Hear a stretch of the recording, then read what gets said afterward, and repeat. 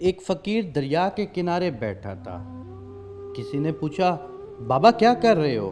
فقیر نے کہا، انتظار کر رہا ہوں کہ مکمل دریا بہہ جائے، پھر میں یہاں سے اس دوسری طرف جاؤں۔ اس آدمی نے کہا، کیسی بات کرتے ہو بابا؟ مکمل پانی بہہ جائے، انتظار میں تو تم کبھی دریا پار نہیں کر پاؤ گے۔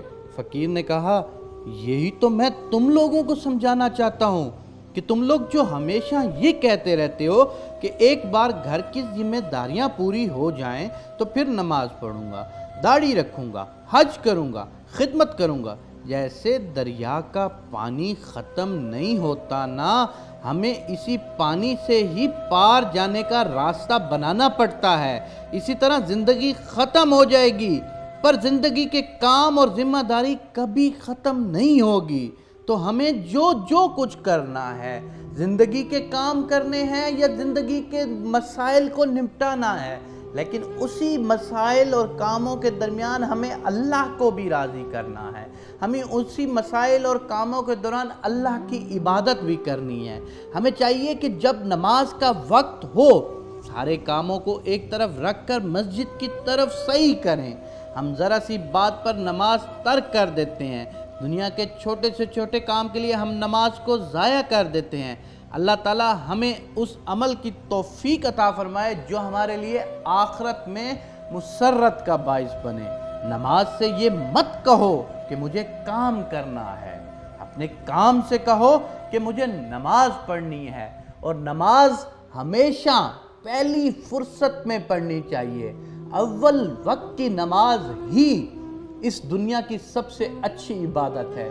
اور اگر یہ میرا میسج کچھ نوجوان سن رہے ہیں تو میرا میسج میں تھوڑی سی بات میں ان نوجوانوں تک بھی ضرور کرنا چاہوں گا کہ بڑھاپے کی عبادت سے وہ جوانی کی ایک نماز اتنی بہتر ہے، بڑھاپے کے 5 سالوں کی نمازوں کے برابر ہے، کیونکہ بڑھاپے میں آپ کو سب کچھ وہ نظر آ رہا ہوتا ہے کہ آپ نے اب مرنا ہے۔